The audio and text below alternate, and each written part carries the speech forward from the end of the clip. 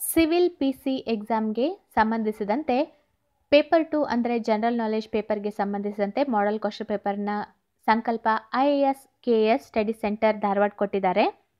ಇದರ ಪಾರ್ಟ್ 1ನಲ್ಲಿ 50 ಕ್ವೆಶ್ಚನ್ಸ್ಗಳನ್ನು ನೀಡಿದ್ದೀನಿ. ಈಗ ಪಾರ್ಟ್ 2ರಲ್ಲಿ ಉಳಿದ 50 ಕ್ವೆಶ್ಚನ್ಸ್ಗಳನ್ನು ನೋಡೋಣ. Sankalp IAS KS study centre Dharwad, Saptapur main road, Jayanagar, Dharwad. ಇವರ ಫೋನ್ ನಂಬರ್ 9916296960. ಇನ್ನೊಂದು ಮೊಬೈಲ್ ಸಂಖ್ಯೆ 9916614961. ಸೊ ಉಳಿದ ಕ್ವೆಶನ್ಸ್ಗಳು ತುಂಬಾ ಇಂಪಾರ್ಟೆಂಟ್ ಆಗಿದೆ. PC ಎಕ್ಸಾಮ್ಗೆ ಮಾಡೆಲ್ ಕ್ವೆಶ್ಚನ್ ಪೇಪರ್ ಇದು. ಸೊ ಮುಂದಿನ 51ನೇ ಪ್ರಶ್ನೆ, ಇಲ್ಲಿ ಕೋಷ್ಟಕವನ್ನು ಕೊಟ್ಟಿದ್ದಾರೆ. ಮೊದಲನೆಯ ಬಾಕ್ಸ್ನಲ್ಲಿ 5, 9, 7, ಎರಡನೆಯ ಬಾಕ್ಸ್ನಲ್ಲಿ 4, 5, 3, ಮೂರನೆಯ ಬಾಕ್ಸ್ನಲ್ಲಿ 1, 6, 8, ನಾಲ್ಕನೆಯ ಬಾಕ್ಸ್ನಲ್ಲಿ 108 ಕ್ವೆಶ್ಚನ್ ಮಾರ್ಕ್ 326 ಅಂತ ಕೊಟ್ಟಿದ್ದಾರೆ. ಸೊ ಕ್ವೆಶ್ಚನ್ ಮಾರ್ಕ್ ಇರುವಲ್ಲಿ ಇರಬೇಕಾದಂತಹ ಸಂಖ್ಯೆ ಯಾವುದು ಅಂತ ಪ್ರಶ್ನೆ ಇದೆ. ಇದರ ಸರಿಯಾದ ಉತ್ತರ 698. ಒಬ್ಬ ವ್ಯಕ್ತಿಯನ್ನು ತೋರಿಸುತ್ತಾ ಮಹಿಳೆಯೊಬ್ಬಳು ಹೀಗೆ ಹೇಳಿದಳು: ಅವನ ತಾಯಿಯು ನನ್ನ ತಾಯಿಯ ಏಕೈಕ ಪುತ್ರಿ. ಹಾಗಾದರೆ ಆ ವ್ಯಕ್ತಿಗೆ ಆ ಮಹಿಳೆ ಏನಾಗುವಳು? ಉತ್ತರ ತಾಯಿ. A:B = 2:3, B:C = 4:1. ಆದರೆ A:B:C = ಹೌ ಮಚ್ ಅಂತ ಕೇಳಿದ್ದಾರೆ. ಇದರ ಸರಿಯಾದ ಉತ್ತರ ಎರಡನೇದಾಗಿದೆ, ಆಪ್ಷನ್ 2, ಅಂದರೆ 8:12:3. 990 ರೂಗಳನ್ನು A ಹಾಗೂ B ಅನುಕ್ರಮವಾಗಿ 1:1 ಬಾರ್ 3:1 ಬಾರ್ 2 ಅನುಪಾತದಲ್ಲಿ ಹಂಚಲಾಗಿದೆ. ಹಾಗಾದರೆ ಅವರು ಪಡೆಯುವ ಹಣದ ವ್ಯತ್ಯಾಸವೆಷ್ಟು? ಉತ್ತರ 240. ಇದು ಮುಂದಿನ ಸರಣಿಯಲ್ಲಿರುವಂತಹ ಸಂಖ್ಯೆಯನ್ನು ಸೂಚಿಸಿ ಆ ರೀತಿ ಕ್ವೆಶ್ಚನ್ ಇದೆ. ಈಗ ಹೇಳ್ತಿರೋದು 1, 5, 17, 53, 161. ಮುಂದಿನ ಸಂಖ್ಯೆ ಯಾವುದು?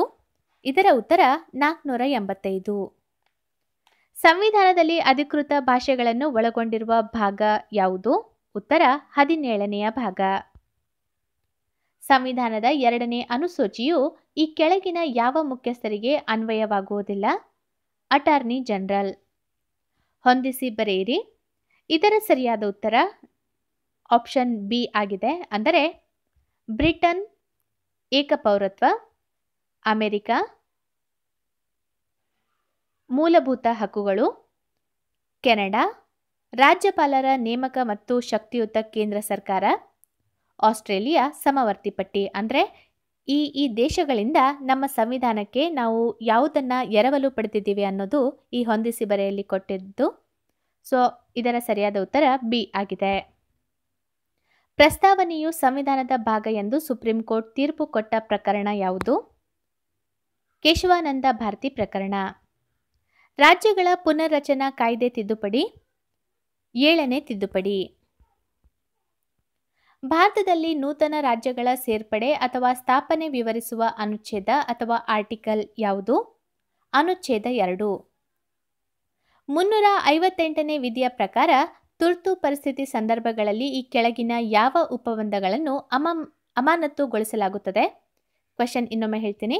358 ವಿಧಿಯ ಪ್ರಕಾರ ತುರ್ತು ಪರಿಸ್ಥಿತಿ ಸಂದರ್ಭಗಳಲ್ಲಿ ಈ ಕೆಳಗಿನ ಯಾವ ಉಪಬಂಧಗಳನ್ನು ಅಮಾನತುಗೊಳಿಸಲಾಗುತ್ತದೆ? ಇದರ ಸರಿಯಾದ ಉತ್ತರ 19ನೆಯ ವಿಧಿ. ಹೊಂದಿಸಿ ಬರೆಯಿರಿ. ಇದರ ಸರಿಯಾದ ಉತ್ತರ ಒಂದನೇ ಆಪ್ಷನ್ 1 ಸರಿಯಾಗಿದೆ. ಅಂದರೆ ಸಮಾನತೆಯ ಹಕ್ಕು 14ರಿಂದ 18ನೇ ವಿಧಿಗಳು, ಶೋಷಣೆ ವಿರುದ್ಧದ ಹಕ್ಕು 23 ಮತ್ತು 24ನೇ ವಿಧಿಗಳು, ಧಾರ್ಮಿಕ ಸ್ವಾತಂತ್ರ್ಯದ ಹಕ್ಕು 25ರಿಂದ 28ನೇ ವಿಧಿಗಳು, ಸಾಂಸ್ಕೃತಿಕ ಶೈಕ್ಷಣಿಕ ಹಕ್ಕು 29 ಮತ್ತು 30ನೇ ವಿಧಿಗಳು. ಭಾರತದ ರಾಜ್ಯ ನೀತಿ ನಿರ್ದೇಶಕ ತತ್ವಗಳನ್ನು ನಾವೆಲ್ ಫ್ಯೂಚರ್ ಆಫ್ ದಿ ಕಾನ್ಸ್ಟಿಟ್ಯೂಷನ್ ಎಂದು ಹೇಳಿದವರು ಯಾರು? ಉತ್ತರ ಡಾಕ್ಟರ್ BR ಅಂಬೇಡ್ಕರ್. ಸಂವಿಧಾನದಲ್ಲಿ 11ನೇ ಮೂಲಭೂತ ಕರ್ತವ್ಯವನ್ನು ಯಾವಾಗ ಯಾವ ತಿದ್ದುಪಡಿಯೊಂದಿಗೆ ಸೇರ್ಪಡೆಗೊಳಿಸಲಾಯಿತು? ಉತ್ತರ 2002ರಲ್ಲಿ 86ನೇ ತಿದ್ದುಪಡಿಯೊಂದಿಗೆ. ಹೊಂದಿಸಿ ಬರೆಯಿರಿ. ಅಂದರೆ ಈ ಪ್ರಮುಖ ಹುದ್ದೆಗಳು ಸಂವಿಧಾನದ ಯಾವ ವಿಧಿಯಲ್ಲಿ ಬರುತ್ತೆ ಅದರ ಕುರಿತಾಗಿ ಈ ಹೊಂದಾಣಿಕೆಯನ್ನು ಮಾಡಬೇಕು. ಇದರ ಸರಿಯಾದ ಉತ್ತರ ಆಪ್ಷನ್ ಸಿ, ಅಂದರೆ ಮೂರನೇ ಆಪ್ಷನ್ ಸರಿಯಾಗಿದೆ. ಅದರ ಪ್ರಕಾರ ಕ್ಯಾಗ್ 148ನೇ ವಿಧಿ, ರಾಜ್ಯಗಳಿಗೆ ರಾಜ್ಯಪಾಲರ ನೇಮಕ 155ನೇ ವಿಧಿ, ಕೇಂದ್ರ ಲೋಕಸೇವಾ ಅಧ್ಯಕ್ಷರ ನೇಮಕ 316ನೇ ವಿಧಿ, ಮುಖ್ಯ ಚುನಾವಣಾಧಿಕಾರಿ ನೇಮಕ 324ನೇ ವಿಧಿ. ಭಾರತದ ರಾಷ್ಟ್ರಪತಿ ಚಲಾಯಿಸಬಹುದಾದ ವಿಟೋಗಳು, ಅದು ಇದರ ಸರಿಯಾದ ಉತ್ತರ 3. 67ನೇ ವಿಧಿ ವಿವರಿಸುವುದು ಉಪರಾಷ್ಟ್ರಪತಿಯ ಅಧಿಕಾರಾವಧಿ ಪದಚ್ಯುತಿ. ಕೇಂದ್ರೀಯ ಜಾಗೃತ ಆಯೋಗದ ಅಧ್ಯಕ್ಷರ ಪದಾವಧಿ ಅಂದರೆ ಎಷ್ಟು ವರ್ಷಗಳವರೆಗೆ ಅವರು ಅಧಿಕಾರವನ್ನು ಪಡೆದಿರ್ತಾರೆ? ಆಪ್ಷನ್ 4 ವರ್ಷ ಅಥವಾ 65 ವರ್ಷಗಳು. ಯಾವುದು ಮೊದಲು ಬರುತ್ತೋ ಅದು. ಈ ಕೆಳಗಿನ ಯಾವ ಆಯೋಗವು ಸಂವಿಧಾನದ ವಿಧಿಯನ್ನು ಒಳಗೊಂಡಿಲ್ಲ? ಸರಿಯಾದ ಉತ್ತರ ನೀತಿ ಆಯೋಗ. 1665ರಲ್ಲಿ ಪುರಂದರಗಡ ಒಪ್ಪಂದವು ಯಾರ ನಡುವೆ ನಡೆಯಿತು? ಇದರ ಸರಿಯಾದ ಉತ್ತರ ಶಿವಾಜಿ ಮತ್ತು ಜೈಸಿಂಗ್ ನಡುವೆ. ಕೆಳಗಿನ ಹೇಳಿಕೆಗಳಲ್ಲಿ ಯಾವುದು ತಪ್ಪಾಗಿದೆ? ಇದರ ಉತ್ತರ ಅಲೆಕ್ಸಾಂಡರ್ ಭಾರತದ ಮೇಲೆ ದಾಳಿ ಮಾಡಿದ ಮಾರ್ಗ ವಿಂಧ್ಯ ಪರ್ವತ ಮತ್ತು ಖೈಬರ್ ಕಣಿವೆಯ ಮೂಲಕ. ಈ ಕೆಳಗಿನ ಹೇಳಿಕೆಗಳನ್ನು ಗಮನಿಸಿ. ಮೇಲಿನ ಹೇಳಿಕೆಗಳಲ್ಲಿ ಯಾವುದು ಸರಿಯಾಗಿದೆ ಅಂತ ಪ್ರಶ್ನೆ ಇದೆ. ಇದರ ಸರಿಯಾದ ಉತ್ತರ ಆಪ್ಷನ್ ಸಿ, ಅಂದರೆ 2ನೇದು ಮತ್ತು 4ನೇ ಹೇಳಿಕೆ ಸರಿಯಾಗಿದೆ. 2ನೇ ಹೇಳಿಕೆ ಏನೆಂದರೆ ಕರ್ನಾಟಕದ ಶಾಸನಗಳ ಪಿತಾಮಹ BL ರೈಸ್ ಮತ್ತು 4ನೇ ಹೇಳಿಕೆ ಭಾರತದ ಮೊಟ್ಟಮೊದಲ ಸಂಸ್ಕೃತ ಶಾಸನ ಜುನಾಗಢ ಶಾಸನ. ದಿವಾನ್ ಇ ಕೋಯಿ ಎಂಬ ಕೃಷಿ ಇಲಾಖೆಯನ್ನು ಸ್ಥಾಪಿಸಿದವರು ಯಾರು? ಮಹಮ್ಮದ್ ಬಿನ್ ತುಗ್ಲಕ್. ಗಂಗೈಕೊಂಡ ಚೋಳಪುರಂ ದೇವಾಲಯ ಕಟ್ಟಿಸಿದ ಚೋಳರ ಅರಸ ಯಾರು? 1ನೇ ರಾಜೇಂದ್ರ ಚೋಳ. ಹೊಂದಿಸಿ ಬರೆಯಿರಿ. ಇದರ ಸರಿಯಾದ ಉತ್ತರ ಆಪ್ಷನ್ 2 ಆಗಿದೆ. ಇದರಂತೆ ಹರ್ಷವರ್ಧನ ನಾಗಾನಂದ, ಭವಭೂತಿ, ಉತ್ತರ ರಾಮಚರಿತ, ವಿಷ್ಣು ಶರ್ಮ ಪಂಚತಂತ್ರ, ವರಹ ಮಿಹಿರ ಬೃಹತ್ ಸಂಹಿತೆ ಇದು ಅವರು ಬರೆದಿರುವಂತಹ ಕೃತಿಗಳಾಗಿದೆ. ಭಾರತದ ಮೇಲೆ ದಾಳಿ ಮಾಡಿದ ಮುಸ್ಲಿಮರಲ್ಲಿ ಮೊದಲಿಗರು ಯಾರು? ಇದರ ಉತ್ತರ ಬಲ್ಬನ್. ಕೆಳಗಿನವುಗಳಲ್ಲಿ ತಪ್ಪಾದುದನ್ನು ಗುರುತಿಸಿ. ಇದರ ಉತ್ತರ ಅಕ್ಬರ್, ಇಬಾದತ್ ಖಾನ್ ಇದು ತಪ್ಪಾದ ಉತ್ತರವಾಗಿದೆ.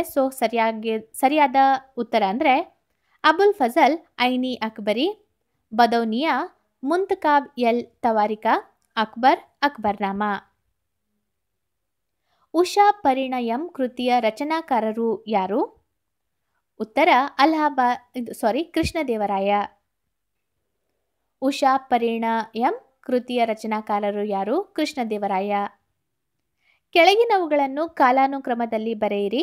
ಇದರ ಸರಿಯಾದ ಉತ್ತರ ಆಪ್ಷನ್ 3, ಅಂದರೆ ಅದರ ಪ್ರಕಾರ ಮೊದಲನೆಯದು ಅಲಹಾಬಾದ್ ಒಪ್ಪಂದ, ಆಮೇಲೆ ಸಹಾಯಕ ಸೈನ್ಯ ಪದ್ಧತಿ, ಆಮೇಲೆ 1ನೇ ಆಂಗ್ಲೋ ಮರಾಠ ಯುದ್ಧ, ಕೊನೆಯದು ಬೇಸಿನ್ ಒಪ್ಪಂದ. ಈ ಕೆಳಗಿನ ಹೇಳಿಕೆಗಳನ್ನು ಗಮನಿಸಿ. ಇಲ್ಲಿ 3 ಹೇಳಿಕೆಗಳನ್ನು ಕೊಟ್ಟಿದ್ದಾರೆ ಮತ್ತು ಇವುಗಳಲ್ಲಿ ಇಲ್ಲಿ 4 ಹೇಳಿಕೆಗಳನ್ನು ಕೊಟ್ಟಿದ್ದಾರೆ ಮತ್ತು ಇವುಗಳಲ್ಲಿ ಯಾವುದು ಸರಿಯಾಗಿದೆ ಅಂತ ತಿಳಿಸಿ ಅಂತ ಹೇಳಿದ್ದಾರೆ. ಇದರ ಸರಿಯಾದ ಉತ್ತರ ಆಪ್ಷನ್ 3, ಅಂದರೆ 2ನೇದು ಮತ್ತು 4ನೇ ಹೇಳಿಕೆ ಸರಿಯಾಗಿದೆ. 2ನೇ ಹೇಳಿಕೆ ಅಂದರೆ ದಯಾನಂದ್ ಸರಸ್ವತಿಯವರು ಸತ್ಯಾರ್ಥ ಪ್ರಕಾಶ ಎಂಬ ಕೃತಿ ರಚಿಸಿದರು. 4ನೆಯ ಹೇಳಿಕೆ ಥಿಯೋಸಾಫಿಕಲ್ ಸೊಸೈಟಿಯನ್ನು ಮೇಡಮ್ ಬ್ಲಾವಟಸ್ಕಿ ಮತ್ತು ಕರ್ನಲ್ ಅಲ್ಕಾಟರು ಸ್ಥಾಪಿಸಿದರು. 1916ರಲ್ಲಿ ಹೋಮ್ ರೂಲ್ ಲೀಗ್ ಕರ್ನಾಟಕ ಯಾವ ಸ್ಥಳದಲ್ಲಿ ಸ್ಥಾಪಿಸಲಾಯಿತು? ಇದರ ಉತ್ತರ ಧಾರವಾಡ. 1922ರಲ್ಲಿ ಮಂಗಳೂರಿನಲ್ಲಿ ನಡೆದ ಕಾಂಗ್ರೆಸ್ ಅಧಿವೇಶನದ ಅಧ್ಯಕ್ಷರು ಯಾರಾಗಿದ್ದರು? ಸರೋಜಿನಿ ನಾಯ್ಡು. ಜಮೀನ್ದಾರಿ ಪದ್ಧತಿಯನ್ನು ಜಾರಿಗೆ ತಂದ ಗವರ್ನರ್ ಯಾರು? Corn Wallis. ಕೃತಕವಾಗಿ ತಯಾರಿಸಿದ ಮೊದಲ ಮೂಲ ವಸ್ತು ಯಾವುದು? ಟೆಕ್ನೇಟಿಯಂ. ಸಕ್ಕರೆಯನ್ನು ಸುಡುವುದು ಯಾವ ಕ್ರಿಯೆಗೆ ಸಂಬಂಧಿಸಿದೆ? ರಾಸಾಯನಿಕ ಬದಲಾವಣೆ. ಕಂಚಿನಲ್ಲಿರುವ ಮಿಶ್ರ ಲೋಹಗಳು ಯಾವುವು? ಉತ್ತರ ತಾಮ್ರ ಮತ್ತು ತವರ. ಭಾರತದ ಮೊದಲ ಸೂಪರ್ ಕಂಪ್ಯೂಟರ್ ಯಾವುದು? ಉತ್ತರ ಪರಂ ಯುವ 8000 ಕಂಪ್ಯೂಟರ್. ಈ ಕೆಳಗಿನ ಹೇಳಿಕೆಗಳನ್ನು ಗಮನಿಸಿ, ಈ ಹೇಳಿಕೆಗಳಲ್ಲಿ ಯಾವುದು ಸರಿಯಾಗಿದೆ ಅನ್ನೋದು ತಿಳಿಸಬೇಕು. ಸೊ ಈ ಪ್ರಶ್ನೆಯ ಸರಿಯಾದ ಉತ್ತರ ಆಪ್ಷನ್ 3 ಅಂದರೆ 1 ಮತ್ತು 4ನೇ ಹೇಳಿಕೆ ಸರಿಯಾಗಿದೆ. 1ನೇ ಹೇಳಿಕೆ ವಜ್ರವು ಕಾರ್ಬನ್ನ ಅತ್ಯಂತ ಕಠಿಣ ಸ್ಫಟಿಕ ರೂಪ ಮತ್ತು 4ನೇ ಹೇಳಿಕೆ ಸರಿಯಾದ ಕ್ರಮದಲ್ಲಿ ಕತ್ತರಿಸಿದ ವಜ್ರವು ತನ್ನ ಮೇಲೆ ಬಿದ್ದ ಬೆಳಕಿನ ಹೆಚ್ಚಿನ ಪ್ರಮಾಣವನ್ನು ಪ್ರತಿಫಲಿಸುತ್ತದೆ. ಹೊಂದಿಸಿ ಬರೆಯಿರಿ. ಸೊ ಇದರ ಸರಿಯಾದ ಉತ್ತರ ಆಪ್ಷನ್ 4. ಇದರ ಪ್ರಕಾರ ಫಾರ್ಮಿಕ್ ಆಮ್ಲ ಕೀಟಗಳು ಕಚ್ಚಿದಾಗ ಬರುವ ಆಮ್ಲ. ಅಸಿಟೈಲ್ ಸಾಲಿಸಿಲಿಕ್ ಆಮ್ಲ ನೋವು ನಿವಾರಕ. ಬೋರಿಕ್ ಆಮ್ಲ ಕಣ್ಣು ತೊಳೆಯಲು ಬಳಸುವ ಆಮ್ಲ ಮತ್ತು ಹೈಡ್ರೋಫ್ಲೋರಿಕ್ ಆಮ್ಲ ಗಾಜನ್ನು ಕರಗಿಸಲು. ಈ ಕೆಳಗಿನ ಹೇಳಿಕೆಗಳನ್ನು ಗಮನಿಸಿ, ಮೇಲಿನ ಹೇಳಿಕೆಗಳಲ್ಲಿ ಯಾವುದು ಸರಿಯಾಗಿದೆ? ಈ ಪ್ರಶ್ನೆಯ ಸರಿಯಾದ ಉತ್ತರ ಆಪ್ಷನ್ 4 ಅಂದರೆ ಮೇಲಿನ ಎಲ್ಲವೂ. ಸೊ ಮೊದಲನೇ ಹೇಳಿಕೆ ನೀರು ದೇಹದ ಲೋಳೆ ಪೊರೆಗಳನ್ನು ಶ್ವಾಸಕೋಶಗಳನ್ನು ಸದಾ ಒದ್ದೆಯಾಗಿಡುತ್ತದೆ. ಎರಡನೆಯ ಹೇಳಿಕೆ ನೀರು ದೇಹದ ಜೀವಕೋಶಗಳಿಗೆ ಪೋಷಕಾಂಶವನ್ನು ಹಾಗೂ ಆಕ್ಸಿಜನ್ ಅನ್ನು ಒದಗಿಸುತ್ತದೆ. ಮೂರನೆಯ ಹೇಳಿಕೆ ಕಣ್ಣಿನ ಒಳಗೆ ಹಾಗೂ ಮೆದುಳು ಬಳ್ಳಿಯ ಸುತ್ತ ಒತ್ತಡ ಹೀರಿಕೊಳ್ಳುತ್ತದೆ. ನಾಲ್ಕನೆಯ ಹೇಳಿಕೆ ಗರ್ಭದ ಸಮಯದಲ್ಲಿ ಭ್ರೂಣದ ಸುತ್ತ ತೇವಾಂಶ ಹಾಗೂ ರಕ್ಷಣೆ ಒದಗಿಸುತ್ತದೆ. ಸೊ ಈ 4 ಹೇಳಿಕೆಗಳು ಸರಿಯಾಗಿದೆ. ಕೆಳಗಿನವುಗಳಲ್ಲಿ ತಪ್ಪಾದ್ದನ್ನು ಗುರುತಿಸಿ. ಇದರ ಉತ್ತರ ಸಾಸಿವೆ ಬಳಪದಕಲ್ಲು. ಇದು ತಪ್ಪಾಗಿ ಗುರುತಿಸಿದ ಹೊಂದಾಣಿಕೆಯಾಗಿದೆ. ಸೊ ಸರಿಯಾಗಿ ಹೊಂದಾಣಿಕೆ ಮಾಡಿದ ಉತ್ತರಗಳೆಂದರೆ ಹಾಲಿನ ಪುಡಿ ಸಕ್ಕರೆ, ಸಕ್ಕರೆ ಪುಡಿಯಲ್ಲಿ ವಾಷಿಂಗ್ ಸೋಡಾ, ಇಂಗು, ಅದರಲ್ಲಿ ಅಂಟು ಪದಾರ್ಥಗಳನ್ನು ಕಲಬೆರಕೆ ಮಾಡಲಾಗುತ್ತದೆ. ಹೊಂದಿಸಿ ಬರೆಯಿರಿ. ಇದರ ಸರಿಯಾದ ಉತ್ತರ ಆಪ್ಷನ್ 2. ಅದರ ಪ್ರಕಾರ FPO ಹಣ್ಣಿನ ಉತ್ಪಾದನೆಗಳಿಗೆ, ಸಿಲ್ಕ್ ಮಾರ್ಕ್ ಶುದ್ಧ ಸಿಲ್ಕ್, ಎಕೋ ಮಾರ್ಕ್ ಪರಿಸರ ಹಾನಿ, ವೆಜಿಟೇರಿಯನ್ ಮಾರ್ಕ್ ಸಸ್ಯಾಹಾರಿ ಮತ್ತು ಮಾಂಸಾಹಾರಿ ಸೂಚಿಸುವುದು. ನಕ್ಷತ್ರಗಳು ತಮ್ಮ ಪಥವನ್ನು ಬದಲಿಸಿದಂತೆ ಭಾಸವಾಗುವುದಕ್ಕೆ ಕಾರಣ ಬೆಳಕಿನ ವಕ್ರೀಭವನ. ಸೌರ ಕುಲುಮೆಗಳಲ್ಲಿ ಬಳಸುವ ದರ್ಪಣ ಯಾವುದು? ನಿಮ್ನ ದರ್ಪಣ. ಈ ಕೆಳಗಿನ ಹೇಳಿಕೆಗಳನ್ನು ಗಮನಿಸಿ. ಈ ಮೇಲಿನ ಹೇಳಿಕೆಗಳಲ್ಲಿ ಯಾವುದು ಸರಿಯಾಗಿದೆ? ಇದರ ಸರಿಯಾದ ಉತ್ತರ ಆಪ್ಷನ್ 4 ಅಂದರೆ 4 ಹೇಳಿಕೆಗಳು ಸರಿಯಾಗಿದೆ. 1ನೆಯ ಹೇಳಿಕೆ ಜಠರವು ಅನ್ನನಾಳ ಮತ್ತು ಸಣ್ಣ ಕರುಳಿನ ನಡುವೆ ಇದೆ. 2ನೆಯ ಹೇಳಿಕೆ ಲಿವರ್ ಬೈಲ್ ರಸವನ್ನು ಉತ್ಪತ್ತಿ ಮಾಡುತ್ತದೆ. 3ನೆಯ ಹೇಳಿಕೆ ಮೆದೊಜೀರಕ ಗ್ರಂಥಿ ಗುಲಾಬಿ ಬಣ್ಣದಲ್ಲಿರುತ್ತದೆ. 4ನೆಯ ಹೇಳಿಕೆ ಇನ್ಸುಲಿನ್ ರಕ್ತದಲ್ಲಿ ಗ್ಲೂಕೋಸ್ ಮಟ್ಟವನ್ನು ಕಾಪಾಡುತ್ತದೆ. ಸೊ ಈ 4 ಹೇಳಿಕೆಗಳು ಸರಿಯಾಗಿದೆ.